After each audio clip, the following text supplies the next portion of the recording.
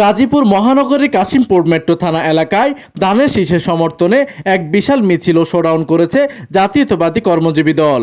৫ নম্বর ওয়ার্ডের কুরবান মিদা মসজিদের সামনে থেকে শুরু হওয়া এই মিছিলে বিএনপি ও এর সংগঠনের বিপুল সংখ্যক নেতাকর্মী অংশ নেন।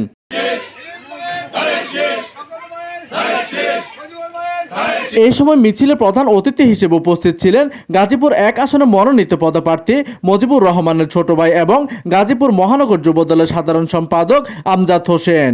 এতে বিশেষ অতিথি হিসেবে উপস্থিত ছিলেন বিএনপি নেতা মতিউর রহমান হিলিন দেওয়ান। এতে আরও উপস্থিত ছিলেন বিএনপি নেতা ফিরোজ রহমান, মোহাম্মদ নান্নু মিয়া ও মোহাম্মদ হাবিবুর রহমান মৃধা। উক্ত মিছিলটি কুরবান মিদা মসজিদের সামনে থেকে শুরু হয়ে এলাকার প্রধান সড়ক প্রদক্ষিণ করেন। এতে কাশিমপুর থানা বিএনপি ও সকল অঙ্গ সংগঠনের স্থানীয় পর্যায়ের বিভিন্ন স্তরের নেতাকর্মীরা এই কর্মসূচিতে সক্রিয়ভাবে অংশগ্রহণ করেন। প্রতিনিধি গোলাম মোস্তফার তথ্য ও পাঠানো চিত্রে ডেস্ক নিউজ, দিগন্তের বার্তা 24, গাজীপুর।